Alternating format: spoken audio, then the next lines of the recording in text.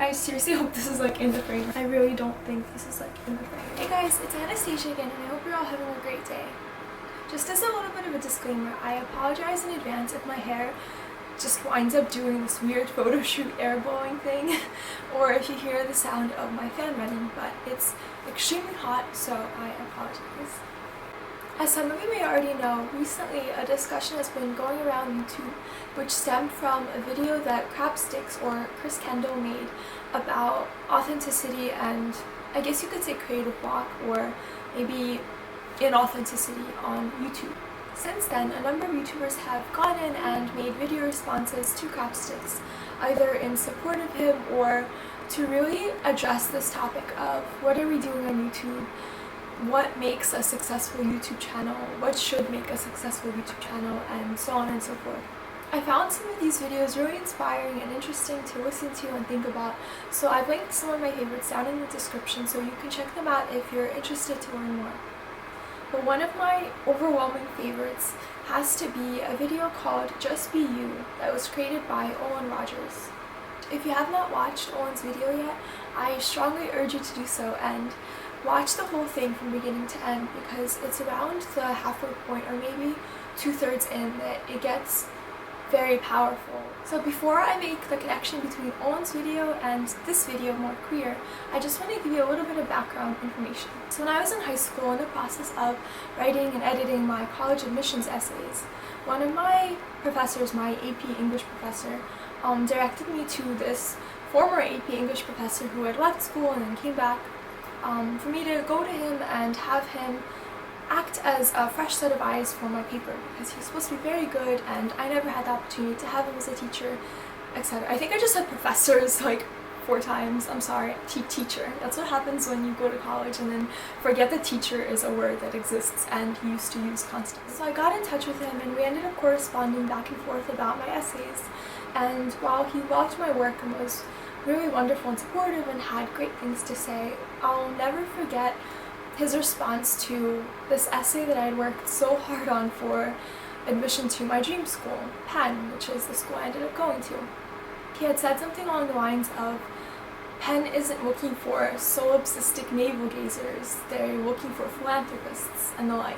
Well, my first reaction was to Google those words because I had no idea what they meant, and after realizing that they basically meant, you know, this self-indulgent, introspective quality, like you're just so stuck in your head and you don't really see the outside world, etc. And my reaction was a little bit devastated. I mean, like, I can deal with critique if it's constructive and everything, it's great, but that was just really scary to hear because that had always been a strength of mine. And, you know, I identify very strongly as an introvert, which means that, you know, while I enjoy being social and being around people and hanging out with friends and all this stuff, basically the way that I regain my energy and recharge is by being alone. So even if I love being around certain people, they still sort of drain my energy, and I need to just isolate myself and be alone with the world in order to recharge. That time spent alone and the thought process that would unravel in that time span was what always allowed me to identify myself as a writer, because the thoughts that would occupy my mind in those moments are the things that I would then, for instance, channel into something that I'm working on. So to hear that sort of way of working or of thinking or being was like problematic or selfish or something, it really just struck a chord with me. And from that point on, I always was scared of those words and scared of, for instance, writing like my experiences or my way of thinking or just things like that. And then when I was in college, I discovered literary fiction, and I thought, wow, you know, this seems like the perfect sort of remedy to exiting this like narrow space of my mind and writing about other people or telling other people's stories, etc., etc.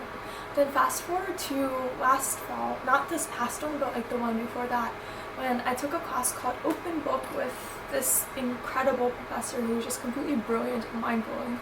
And basically the class was a semester-long exploration of whatever your heart desired, pretty much. You know, each student in the class was basically able to just research and explore and construct a book, basically any book, any text of their choosing, and really think through the ways of designing it to help bring it to life, or design it in such a way that wasn't just a traditional like book form, but was basically limitless and bottomless. And the form of the book, right, the appearance of it and the way that it was read, etc., was really a part of the storytelling and worked together with the text and weren't treated as two separate things. Like, they really were supposed to function together in an interesting way, basically. And by the end of the semester, we basically would have written a book, designed a book, and crafted or created a book. So basically, my idea was to create a fiction story inspired by this place that I would drive through on the way to playing tennis with my dad. It's this beautiful place that I'm completely obsessed with, and the houses are gorgeous, and I always just was curious about the people that lived there. So this story was almost a way to close the space, close the distance between what I was seeing and what I didn't know, or what I knew about those people, by basically fabricating a story.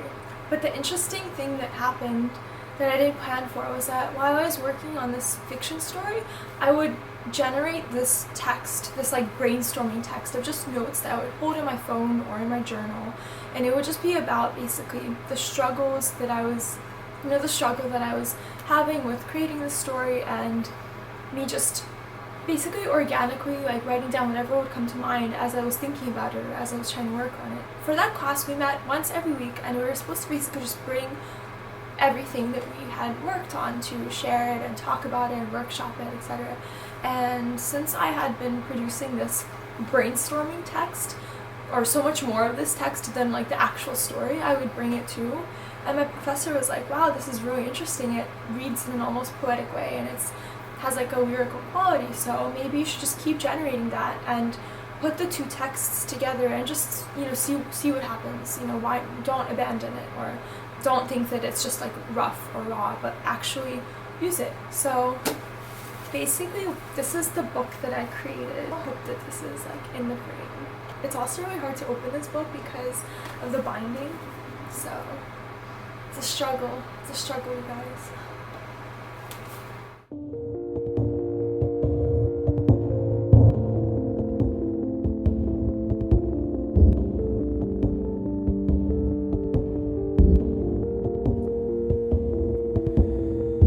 She carried me my whole life, carried me with inside an adolescent life. So you can see that the small little blocks of text are the notes, and then this is like the pristine story.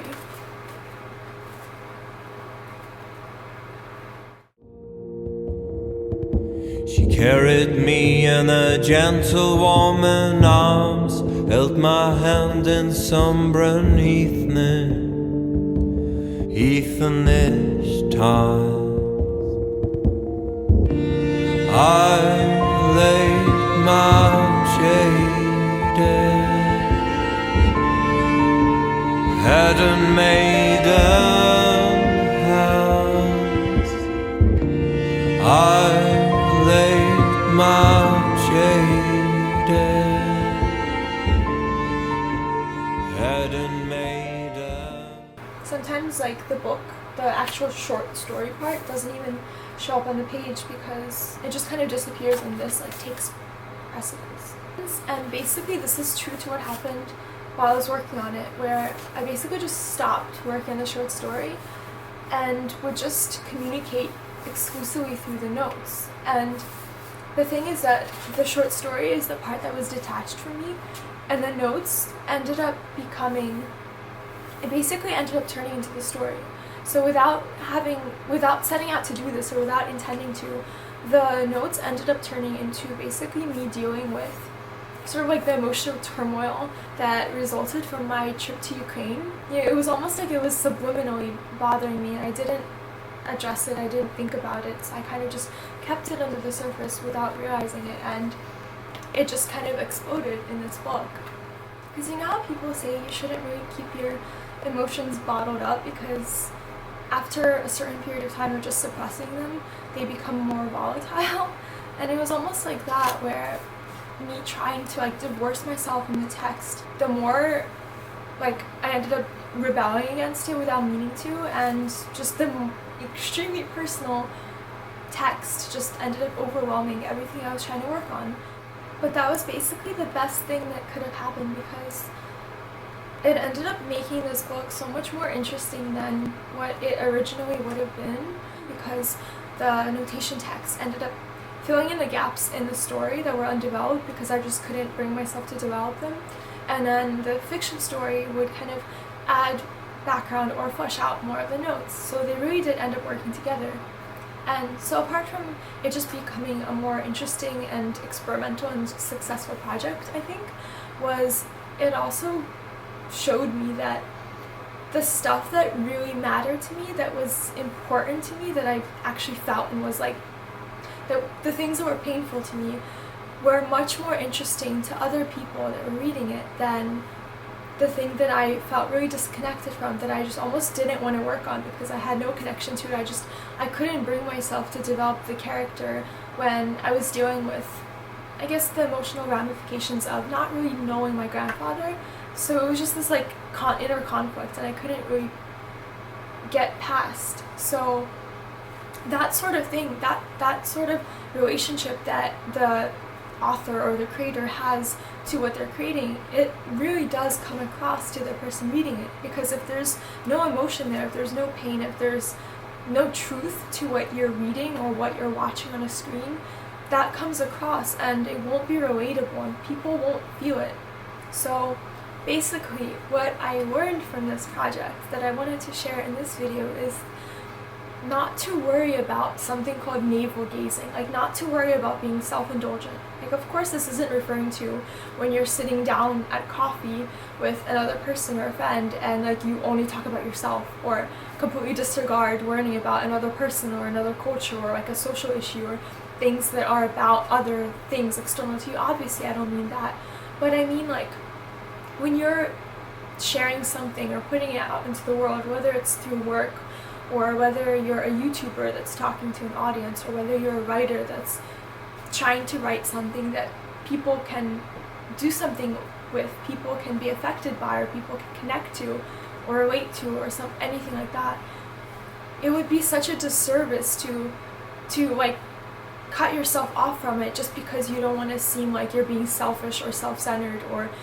talking too much through the lens of your own experience. Because it's important to explore other lenses, like writers do that. Obviously that's not what I'm saying, but basically still everything you learn, you're processing it through your own experience. And it's almost like we're taught in a sense to negate our own value, like compared to someone else's value. Like it becomes more powerful or more compelling if it's said through somebody else's voice, or if our connection to what we're saying or the message or something is like blurred or dissolved.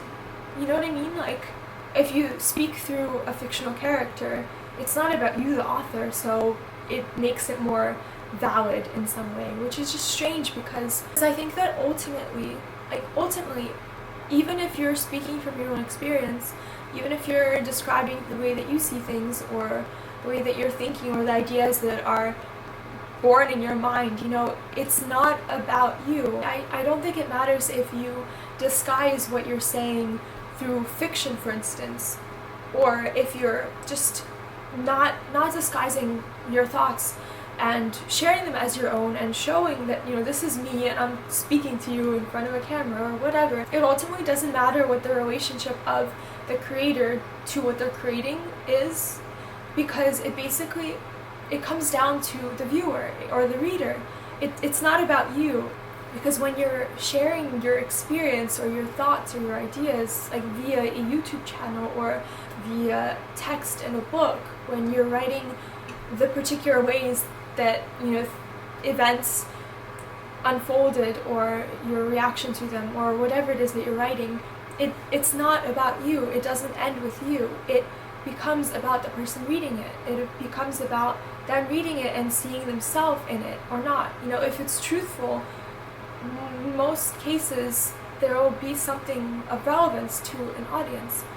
if you read a quote, you don't reblog it because you're like, yeah man, like that author really experienced that well, I wonder what it must be like. You usually reblog things because they have some sort of significance that seems intimate and exclusive to you, or it seems particular or like perfectly molded to what you are feeling.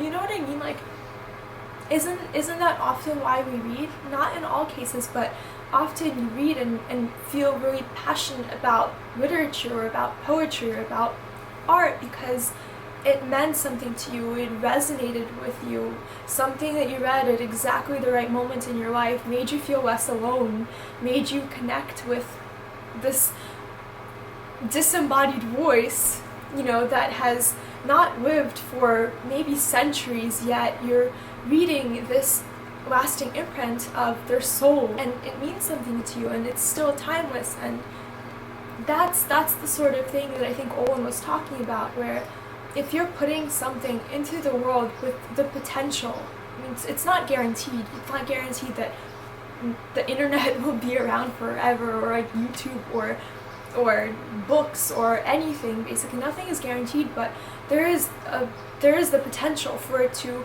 be around for a very long time, and the potential for somebody to discover it at one point or another, and to feel something, to connect with it. And I think that if you're writing something truly personal, even, or you're talking about yourself or your own life, or like what you experienced through your own lens or through your own mind or whatever, I think it's almost more selfish to think of that as being self-indulgent or navel-gazing, because that makes it seem like it's about you.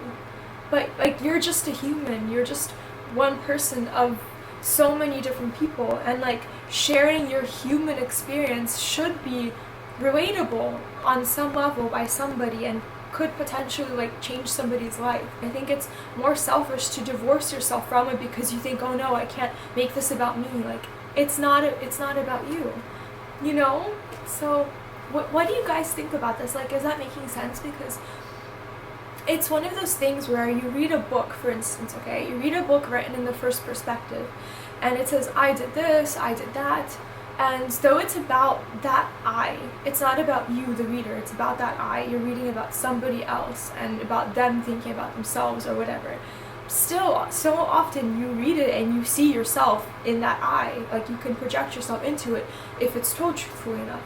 So why would this, for instance, be any different, Basically, the reason I wanted to make this video, and the reason that Owen's video really did resonate very strongly, was because lately I have been feeling a little bit uncomfortable, because those previous doubts about, navel-gazing or being like self-indulgent, self-centered in like what I was writing, for instance, like they've been kind of coming back, creeping back up, because I'm like, oh my gosh, like I'm sitting here in front of the camera, like all the focus is on me, everyone's watching me, and like it's me saying I, me, and like it's really uncomfortable. And like the reason that I'm doing is because I'm hoping that it doesn't end with me. Like, I'm hoping that if I share something, even if it's about something, the way that I think about something or whatever, like I'm hoping that when I share it, that you guys will hopefully be able to, like, because I'm being sincere and like sharing thoughts, I'm hoping